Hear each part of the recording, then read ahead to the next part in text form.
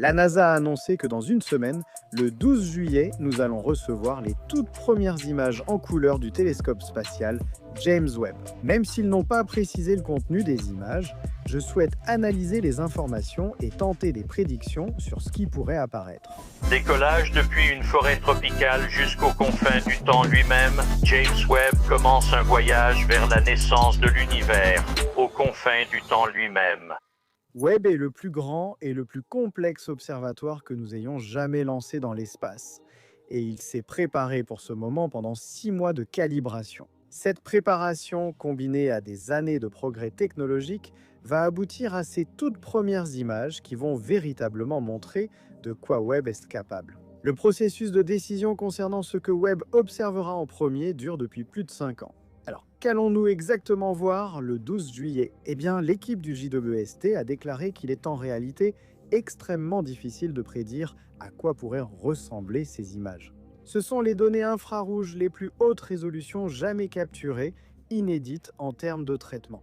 Donc nous ne saurons vraiment à quoi cela ressemblera que lorsque nous le verrons. Cependant, cela ne m'empêchera pas de faire quelques prédictions légères. On nous a dit que le but de ces images est de mettre en avant les thèmes scientifiques de la mission JWST.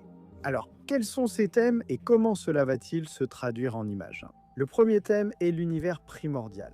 Webb agira en quelque sorte comme une machine à remonter le temps, en regardant en arrière sur 13,5 milliards d'années pour voir à quoi ressemblaient les premières étoiles et galaxies pendant leur naissance. Webb est la clé de l'univers primordial grâce à ses capacités en infrarouge. Nous n'avons jamais regardé aussi loin dans le passé auparavant, donc personne ne sait vraiment à quoi cela ressemblera. Je veux dire, nous ne savons même pas encore quand les premières étoiles sont nées. En allumant les lumières de l'univers, Webb va nous aider à résoudre ce problème. Le deuxième thème concerne les galaxies à travers le temps. Webb aidera les astronomes à comparer les galaxies les plus faibles et les plus anciennes aux grandes spirales et elliptiques que nous voyons aujourd'hui, afin d'en apprendre davantage sur la façon dont ces structures évoluent au fil du temps. L'objectif est de comprendre comment la matière dans l'univers s'organise et comment cette organisation peut changer sur une période de temps extrêmement longue. Hubble, le prédécesseur du JWST, a capturé de nombreuses images magnifiques de galaxies spirales, mais elles ne sont pas nées ainsi. Alors comment sont-elles arrivées à cette grande structure que nous voyons aujourd'hui? C'est la question à laquelle Webb va aider à répondre. Le troisième thème est le cycle de vie stellaire. Parce que Webb utilise la lumière infrarouge, il est capable de percer ces grands nuages de poussière stellaire que les précédents observatoires en lumière visible, comme Hubble, n'ont pas pu traverser. En regardant à travers cette épaisse poussière, Webb espère éclairer le berceau des étoiles naissantes et des systèmes planétaires. Cette célèbre image des piliers de la création prise par Hubble montre ces grands piliers de poussière que Hubble est tout simplement incapable de traverser. Webb, en revanche, regardera directement à travers ces piliers pour trouver les premières étoiles et planètes en formation. Ces images l'illustrent magnifiquement. Ici, vous pouvez voir les piliers de la création pris dans le spectre de la lumière visible, mais ici, vous pouvez voir à quoi ressemblent les piliers en lumière proche infrarouge. Le quatrième et dernier thème de la mission de Webb est d'explorer d'autres mondes. Webb nous aidera à comprendre les atmosphères et la composition chimique des exoplanètes. Et si nous avons vraiment de la chance, nous pourrions même trouver les éléments constitutifs de la vie ailleurs dans l'univers.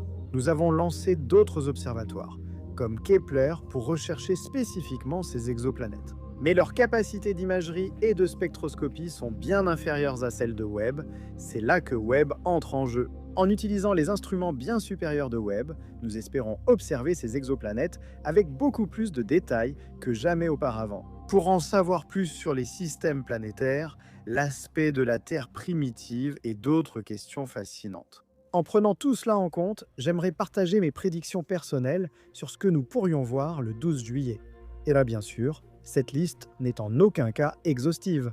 Je pense qu'il y a de fortes chances que nous voyions une image de champ extrêmement profond, similaire à l'ultrachamp profond de Hubble, mais nettement meilleure. Une priorité majeure de Webb est de remonter aussi loin que possible dans le passé, donc je m'attends pleinement à voir quelque chose datant d'il y a 13,5 milliards d'années. L'administrateur de la NASA, Bill Nelson, a même déclaré que, parmi les premières images de Webb, figurera l'image la plus profonde de notre univers jamais prise.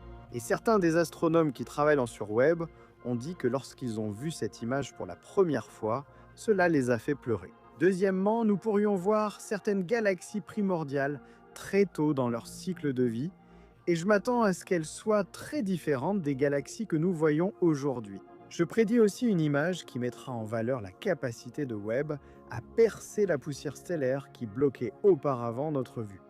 Quelque chose comme les piliers de la création, mais sous une nouvelle perspective en infrarouge moyen.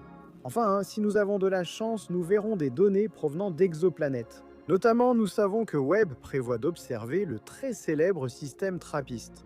Alors croisons les doigts, des points bonus pour toute image de planète ou de lune de notre système solaire. Permettez-moi de vous laisser avec ces mots d'Eric Smith, le responsable du programme Webb. Ces images seront l'aboutissement de décennies de dévouement, de talent et de rêve, mais elles ne seront aussi que le commencement.